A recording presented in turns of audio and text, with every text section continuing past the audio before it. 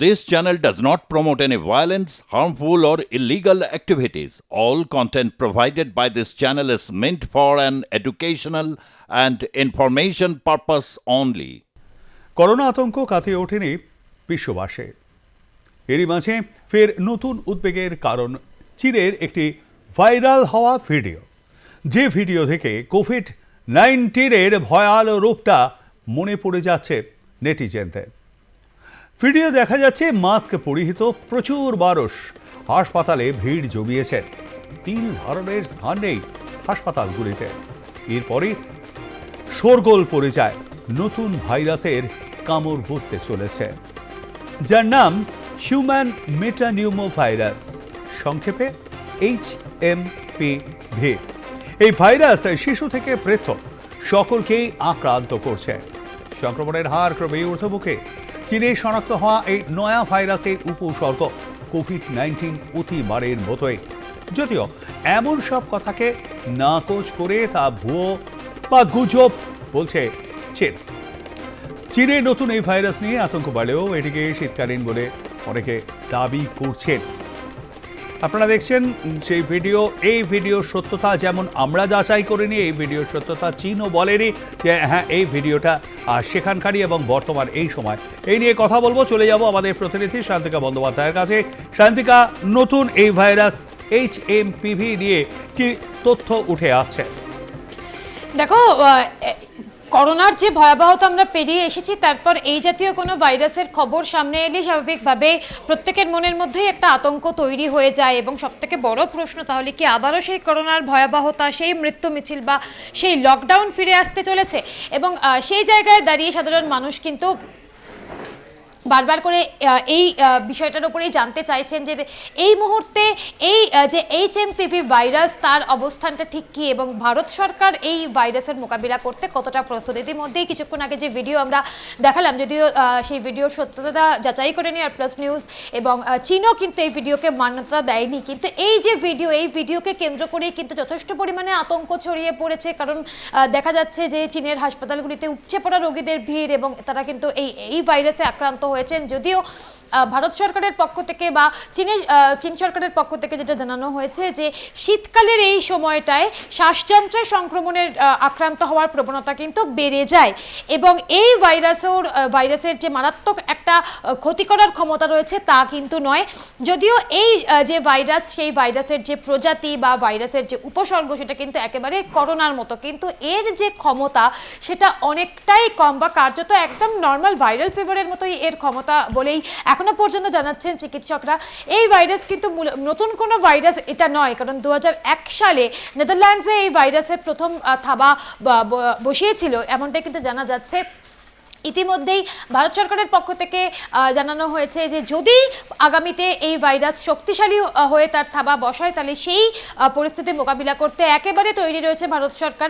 যে তোমাকে যেরকমটা বললেন যে যেহেতু শীতকালের এই সময়টায় শ্বাসযন্ত্রের সংক্রমণ বা হৃদযন্ত্রের সংক্রমণে আক্রান্ত হওয়ার প্রবণতা বেশ খানিকটা বেড়ে যায়, তাই এই মুহূর্তে যারা এই রোগে যারা আক্রান্ত, অর্থাৎ শ্বাসযন্ত্রের সংক্রমণে যারা আক্রান্ত, সেই ডেটা কিন্তু অ্যানালিসিস করা হয়েছে এবং দেখা গিয়েছে যেটা যে ডিসেম্বরে কিন্তু এই ধরনের রোগীদের সংখ্যা ভারতে বৃদ্ধি পায়নি। যদিও ভারত সরকারের পক্ষ থেকে বা কেন্দ্রীয় স্বাস্থ্য মন্ত্রকের পক্ষ থেকে জানানো হয়েছে যে সমস্ত রকম যে পর্যাপ্ত পরিষেবা বা হাসপাতালগুলিতে পর্যাপ্ত শয্যা সেটার যোগান কিন্তু রয়েছে। তাই ভারত সরকারের পক্ষ থেকে একদম আতঙ্কিত হওয়ার জন্য হতে বারণ করা হয়েছে। এর পাশাপাশি যারা একটু বয়স্ক যারা রয়েছেন বা বাড়িতে যারা বাচ্চারা রয়েছেন, স্বাভাবিক কিছু যে নিয়ম সেই নিয়ম আমি শান্তিকা তোমাকে একটুখানি থামাবো। এই মুহূর্তে আমাদের সঙ্গে রয়েছেন বিশিষ্ট চিকিৎসক তাপস প্রামাণিক। ডাক্তারবাবু নমস্কার, আর প্লাস নিউজে আপনাকে স্বাগত জানাই। যে ভিডিও এই মুহূর্তে ভাইরাল হয়ে গিয়েছে সোশ্যাল মিডিয়ায়, অবশ্যই কতটা আতঙ্ক ছড়াচ্ছে বা কতটা আতঙ্কিত হব আমরা? সত্যিই কি আবার আরেকটা দিন আসছে 4 বছর আগের মতো? দেখুন, ভাইরাসের থেকেও আতঙ্ক হচ্ছে চীন নামক দেশটি। এই দেশটার উপরে কোনোভাবেই ভরসা করা যায় না এবং এদের দেশের কোনো ইনফরমেশন সরকারিভাবে বাইরে বেরোয় না, এটাই হচ্ছে সব থেকে বড় আতঙ্ক। কিন্তু HMPV যে ভাইরাসটা, এইটা এখনো পর্যন্ত ইন্ডিয়াতে পাওয়া যায়নি সেন্ট্রাল গভর্নমেন্টের যে রিপোর্ট অনুসারে। তো এখনই আতঙ্কিত হওয়ার কিছু নেই, তবে যে সমস্ত প্রিকশনগুলো নেওয়া উচিত সমস্ত মানুষ সেগুলো যদি ফলো করে তাহলে খুব ভালো হয়। বিশেষ করে হচ্ছে এই সময় হ্যান্ড হাইজিন মেনটেন করা, মানে হচ্ছে ফ্রিকুয়েন্টলি তারা হাত সাবান এবং জল দিয়ে হাত ধোবে এবং যে সমস্ত সারফেসে অনেকবার টাচ হয় সেগুলোকে ডিসইনফেক্ট করা। আর যারা ইনফেক্টেড ইন্ডিভিজুয়াল তাদের থেকে মানে কন্টামিনেটেড হয়েছে তাদের থেকে যাতে কন্টামিনেশন গুলো না ছড়ায় সেই জায়গা থেকে আইসোলেটেড থাকতে হবে বা সোশ্যাল ডিস্টেন্সিং মেনটেন করতে হবে। কিন্তু এখনই আতঙ্কিত হওয়ার কিছু নেই, সমস্ত জায়গা যাতে না ছড়ায় সেই দিক দিয়েও খেয়াল রাখতে হবে এবং সেক্ষেত্রে হেলথ বুলেটিন গুলো দেখতে হবে, বিশেষ করে সেন্ট্রাল গভর্নমেন্টের, এবং চায়নাতে কি হচ্ছে সেটা অবশ্যই নজর রাখতে হবে এবং তারপরে পরবর্তীকালে পরিস্থিতি বুঝে তার ব্যবস্থা নিতে হবে। তবে আমার মনে হয় না এইবার এই ধরনের প্যান্ডেমিক আবার আসতে পারে, কারণ কোভিড-19 একটা প্যান্ডেমিকের এক্সপিরিয়েন্স গভর্নমেন্টের আছে এবং মানুষ সেই ব্যাপারে যথেষ্টই সচেতন এবং প্রিকশন নিলে এই জিনিসটা অতটা খারাপের জায়গায় যাবে বলে মনে হয় না। ধন্যবাদ আমাদের সঙ্গে থাকবার জন্য। কথা বলছিলাম ডাক্তার তাপস প্রামাণিকের শখে। আপনারা শুনলেন যে অযথা আতঙ্কিত হওয়ার কিছু নেই HMPV, তবে জ্বর জারে এইরকম সর্দি কাশি, জ্বর জারে নাক বন্ধ এরকম হলে অবশ্যই চিকিৎসকের পরামর্শ নেবেন এবং সেটা একটা নির্দিষ্ট সময়ের পর, আর নিজেকেই আইসোলেটেড করুন ঠিক আগের মতোই। এই HMPV ভাইরাস অ্যাকচুয়াল কি আমরা সেটা একটুখানি জেনে নেবার চেষ্টা করব। সেটা জেনে নিলে এটা ভালো হয় যে কোথা থেকে এই ভাইরাসটা আসে, এর উৎস কি, বিজ্ঞানীরা কি বলছেন, এই বিষয়গুলো অবশ্যই প্রথমে একবার জেনে নিলে ভালো হয়। এই ভাইরাসের পুরো নাম হিউম্যান মেটানিউমো ভাইরাস। ভাইরাসটির পুরো নাম হিউম্যান মেটানিউমো ভাইরাস।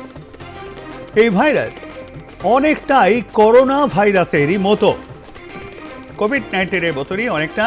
মনে করা হচ্ছে এই ভাইরাসের উৎস পশু বা পাখিদের থেকে।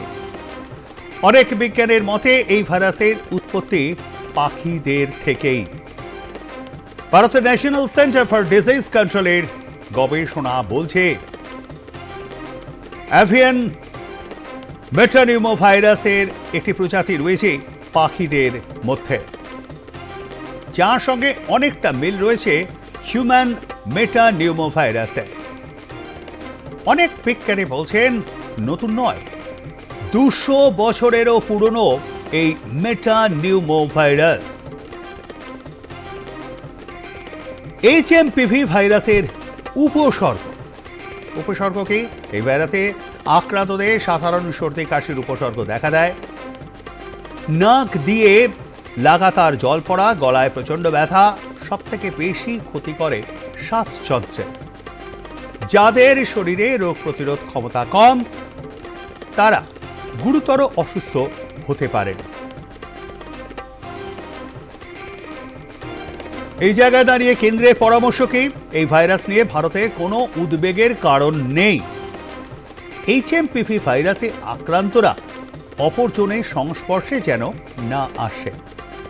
জ্বর, সর্দি, কাশি হলে সাধারণ ওষুধ খাওয়ার পরামর্শই দেওয়া হয়েছে। ন্যাশনাল সেন্টার ফর ডিজিজ কন্ট্রোলের বিশেষজ্ঞরা বলছেন নিয়মিত নজর রাখা হচ্ছে মৌসুমি ইনফ্লুয়েঞ্জার ওপর। আমরা আবারও চলে যাব নিউজরুমে, রয়েছেন আমাদের প্রতিনিধি শান্তিকা। শান্তিকা, দেখো কোথাও যেন একটা মনে হচ্ছে কন্ট্রাডিক্টরি কথাবার্তা। এই ভাইরাস নিয়ে ভারতের উদ্বেগের কোনো কারণ নেই, তাহলে সবাই নিশ্চিন্তে থাকবে, কিন্তু HMPV-তে আক্রান্তরা অপরজনের সংস্পর্শে যেন না আসে। তাহলে আমি কি করে বুঝবো যে আমি HMPV-তে আক্রান্ত?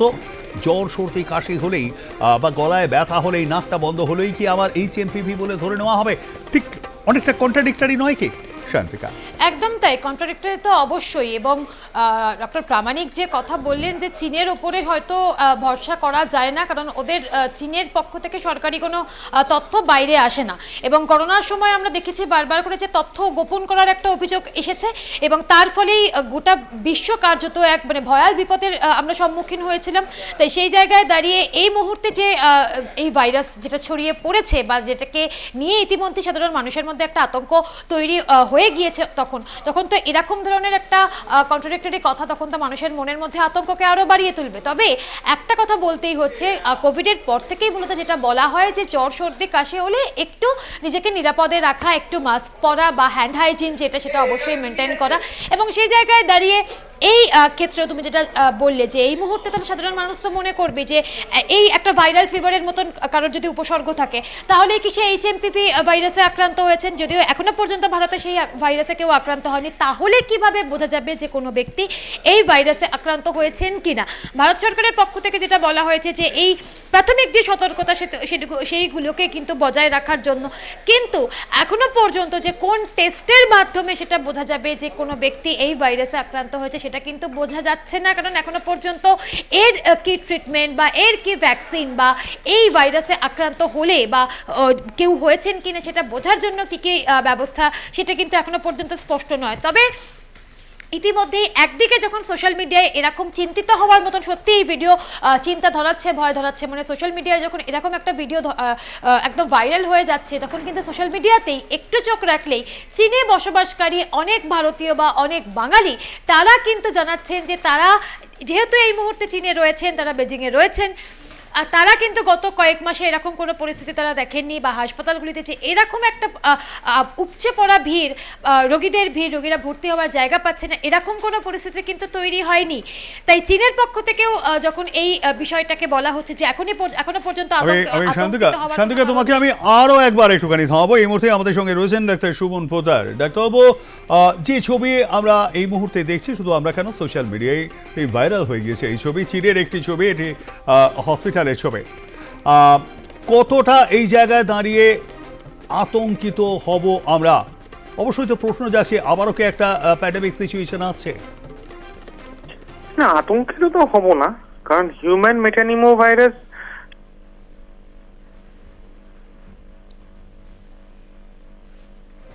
ডাক্তারবাবু শুনতে পাচ্ছেন? এবং ত্রাহি ত্রাহি অবস্থা হয়েছে সেরকম হয়নি। এবার একটা প্রশ্ন আসছে, করোনাও কিন্তু অতীতেও পৃথিবীতে ছিল, কোভিড-19 ছিল নতুন একটা মিউটেশনের ফসল, যার ফলে একটা আপাত নিরীহ একটা ভাইরাস হঠাৎ করে অতিরিক্ত ক্ষমতা সম্পন্ন হয়ে গেছিল। তো সেরকম কোনো মিউটেশন কিছু এই হিউম্যান মেটানিমো ভাইরাসে হচ্ছে কিনা সেইটা কিন্তু সায়েন্টিস্টদেরকেও দেখতে হবে। সেরকম যদি কিছু হয়ে থেকে থাকে তাহলে একটা ক্লাস্টারিং অফ কেসেস হতে পারে, তাহলে সিভিয়ারিটি আরো বাড়তে পারে, সেটা অ্যাকর্ডিংলি সেটা ভবিষ্যৎ যত রিপোর্ট আমরা পাবো তত বুঝতে পারবো। কিন্তু এই মুহূর্তে আতঙ্কিত হওয়ার কিছু নয়। তবে এই ভাইরাসটা অধিকাংশ ক্ষেত্রেই কিন্তু আপার রেসপিরেটরি ইনফেকশন হিসেবেই থাকে, লোয়ার রেসপিরেটরি বিশেষ করে 5 বছরের নিচে আর অতিরিক্ত বয়স্ক যারা 60-65 বছরের ওপরে তাদেরকে বেশি সমস্যা করে। তাদের ক্ষেত্রে বা কোনো কোনো ক্ষেত্রে অ্যাডাল্টদের ক্ষেত্রেও নিউমোনিয়া করতে পারে। এবং যথারীতি যেহেতু এটা একটা ভাইরাস, একে মারার নির্দিষ্ট কোনো রকম কোনো অ্যান্টিভাইরাল বা কোনো ওষুধ অ্যাজ সাচ নেই, অনলি সাপোর্টিভ ট্রিটমেন্ট। তো সেই জন্য একটা ভয় সবসময় থাকে যে হঠাৎ করে কোনো অ্যাবারেন্ট মিউটেশন হলো, সেখান থেকে জিনিসটার সংক্রমণ ক্ষমতা অনেক বেড়ে গেল, সেরকম কিছু হলো কিনা, ভাইরাসের যেরকম নর্মাল ন্যাচারাল গতিবিধি তার থেকে কোনো ডেভিয়েশন হলো কিনা। সেটা হয়ে থাকলে তাহলে আমাদের অ্যালার্ট হতে হবে।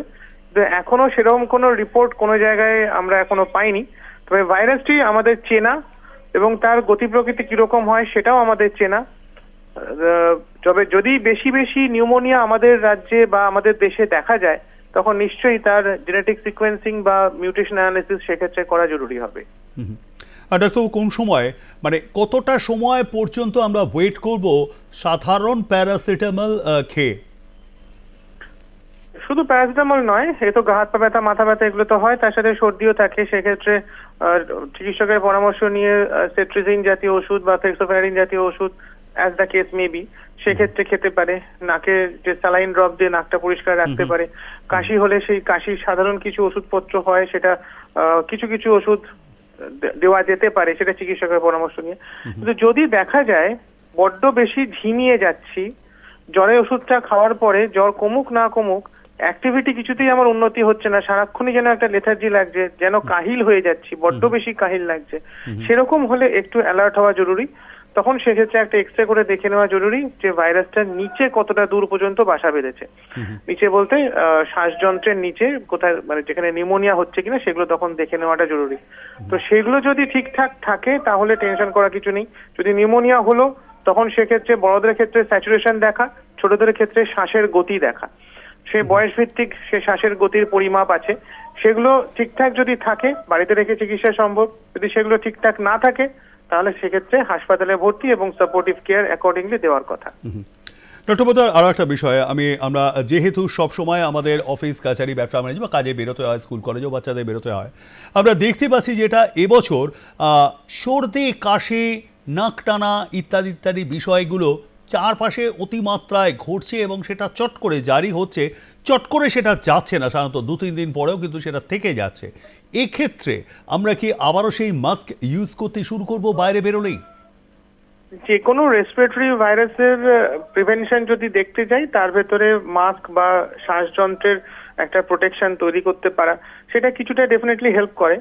কিন্তু মেইন জিনিসগুলো যেগুলো হচ্ছে কাফ এটিকেট মেনটেন করা, মানে যেটা আমাদের থেকে যাতে অ্যারোজল যাতে বিভিন্ন দিকে ছড়িয়ে না যায় সেগুলোকে যতটা সম্ভব মেনটেন করা, ওভার ক্রাউডিং এড়িয়ে চলা, বাচ্চাদের, অসুস্থ বাচ্চাদেরকে স্কুলে না পাঠানো, বা যে একটা জনসমাগম যেখানে আছে, যেমন এই মুহূর্তে সবাই চিড়িয়াখানা বা হয়তো বা বিভিন্ন পার্কে যেখানে যাচ্ছে সেই জায়গায় প্রচুর ভিড়ভাড় জায়গাগুলোতে অসুস্থ বাচ্চাদের না নিয়ে যাওয়া। তো এইগুলোকে কিছুটা এড়িয়ে চলাটা যেতে পারে, তবে লকডাউন কখনোই নয়, একদমই এক্ষেত্রে প্রয়োজন নেই। আর অন্যদিকে সচেতনতাটা ভীষণভাবে জরুরি। যেটা মানুষ মাঝে মাঝে এত বেশি আতঙ্কিত হয়, আবার অনেক সময় এত বেশি কেয়ারলেস হয়, তার দুটোরই ঠিক নয়, মধ্যবর্তী ব্যালেন্সটা খুব জরুরি। একদমই তাই। অসংখ্য ধন্যবাদ আমাদের সঙ্গে থাকবার জন্য। কথা বলছিলাম বিশিষ্ট ভাইরোলজিস্ট ডাক্তার সুমন পোতারের সঙ্গে। তিনি যেমনটা জানালেন, অযথা আতঙ্কিত হওয়ার কিছু নেই। আমরা আবারও চলে যাব, নিউজ রুমে রয়েছেন আমাদের প্রতিনিধি শান্তিকা বন্দ্যোপাধ্যায়। শান্তিকা, তুমি যেমনটা বলছিলে, শান্তিকা, ইতিমধ্যে আমি একটা বিষয় তোমার কাছ থেকে জানতে চাইবো যে কোভিডের সময় যেটা হয়েছিল, ইন্টারন্যাশনালি যে সমস্ত এয়ারপোর্ট করে রয়েছে সেই সমস্ত জায়গায় বিশেষ করে চীনের সঙ্গে সরাসরি যোগাযোগ রয়েছে, এই রকম বিমানবন্দরগুলিতে কোথাও কি কোনো রকমভাবে সতর্কতা জারি করা হয়েছে? দেখো, এখনো পর্যন্ত কিন্তু এরকম কোনো বিষয়ে সামনে আসেনি। তবে আগামী দিনে যদি দেখা যায় যে চীনের পরিস্থিতি ডিটোরিয়েট করছে, চীনের পরিস্থিতি খারাপ হচ্ছে, তাহলে কিন্তু এরকম কোনো সিদ্ধান্ত হয়তো নেওয়া হলেও হতে পারে। এবং সবথেকে গুরুত্বপূর্ণ বিষয় যেটা নিঃসন্দেহে সাধারণ মানুষের কাছে এই বার্তাটা দেওয়াটা দরকার, কারণ একটুখানি সোশ্যাল মিডিয়ায় চোখ রাখলেই সাধারণ মানুষের মধ্যে এখন তাদের টাইম লাইনে বা যে ধরনের পোস্ট ঘুরে বেড়াচ্ছে যে তাহলে কি আবারও লকডাউন। এই রকম একটা জায়গায় চিকিৎসকরা যেটা বলছেন যে এই ভাইরাস HMPV ভাইরাসের কিন্তু সেই ভয়াবহ ক্ষমতা নেই যার জেরে মৃত্যু মিছিল করোনার মতো আরও একবার তৈরি হতে পারে, যার জেরে লকডাউনের মতো পরিস্থিতি তৈরি হতে পারে। তবে যদি পরিস্থিতি কোনো রকমেই অবনতি ঘটে তাহলে সেক্ষেত্রে যে সমস্ত ন্যূনতম যে হাইজিনগুলো সেগুলো কিন্তু মেনটেন করতে হবে। এবং নিঃসন্দেহে একটা গুরুত্বপূর্ণ বিষয় ডক্টর পোদ্দার যেটা এরকমটা জানালেন যে যদি আমরা মাস্ক ব্যবহার করি তাহলে কিন্তু রেসপিরেটরি যে কোনো প্রবলেম, সেই প্রবলেম কিন্তু যেমন নিজের সেরে ওঠার ক্ষেত্রে, নিজের কিওর হয়ে ওঠার ক্ষেত্রে যেমন একটা অনেকটা সুবিধা দেয়, ঠিক তেমনি আমার মাধ্যমে যেন অন্য কেউ যাতে আক্রান্ত না হয়ে যায়, তাহলেও কিন্তু সেই ক্ষেত্রে মাস্ক একটা যে মারাত্মক সহায়তা করতে পারে সেটা কিন্তু আমরা করোনার ক্ষেত্রেই দেখেছি। এর পাশাপাশি বারবার করে যেটা বলতে হচ্ছে যে এখনই কিন্তু এই ভাইরাসকে নিয়ে আতঙ্কিত হওয়ার কোনো কারণ নেই, কারণ তো কিছুক্ষণ আগেই তোমাকে যেরকমটা বললাম যে ইতিমধ্যে এই ডিসেম্বরে শ্বাসযন্ত্রের সংক্রমণ যারা আক্রান্ত হয়েছেন সেই যে ডেটা, সেই ডেটা অ্যানালিসিস করে দেখা গিয়েছে যে ডিসেম্বর মাসে কিন্তু এরকম রোগের সংখ্যা বৃদ্ধি হয়নি। তাহলে পরিস্থিতি যে এখনও পর্যন্ত নিয়ন্ত্রণে রয়েছে ভারতের ক্ষেত্রে অন্তত এমনটা বলাই যায়। এবং বারবার করে মানুষের মনের মধ্যে এই করোনা, লকডাউন, করোনার একের পর এক প্রজাতি, তাকে কেন্দ্র করে যে আতঙ্ক তৈরি হয়ে গিয়েছে, তার যে এরকম নতুন কোনো ভাইরাস এলেই স্বাভাবিকভাবেই মানুষ প্রথমে যেটা জানতে চায় তাহলে কি আরও একবার লকডাউন হবে। কারণ আমরা দেখেছি যে লকডাউনে মানুষের আর্থসামাজিক অবস্থা ঠিক কোন জায়গায় গিয়ে পৌঁছেছিল, কত মানুষ কার্যত চাকরি হারিয়ে অনাহারে দিন কাটিয়েছিল। ফলে কোনো একটা ন্যূনতম একটা সাধারণ একটা ভাইরাস, যে ভাইরাস হয়তো একটা ভাইরাল ফিভারের মতোই আমাদের শরীরে তার উপস্থিতি হয়তো হবে বা হতে পারে, সেই ভাইরাসকে নিয়েও মানে না চাইতেও একটা আতঙ্ক তৈরি হয়ে যায়। তবে এখনো পর্যন্ত পরিস্থিতি নিয়ন্ত্রণে রয়েছে। এই ভাইরাসের মানন ক্ষমতা নেই, সেই অর্থে এই ভাইরাস অতটাও শক্তিশালী নয়। তবে ভারত সরকারের পক্ষ থেকেও সমস্ত রকম প্রস্তুতি নিয়ে রাখা হয়েছে, তাই সাধারণ মানুষকে আতঙ্কিত না হয়ে সাবধানে থাকার পরামর্শই দিচ্ছেন চিকিৎসকরা। প্রবীর দা। ধন্যবাদ আমাদের সঙ্গে থাকবার জন্য। কথা বলছিলাম আমাদের প্রতিনিধি শান্তিকা বন্দ্যোপাধ্যায়ের সঙ্গে।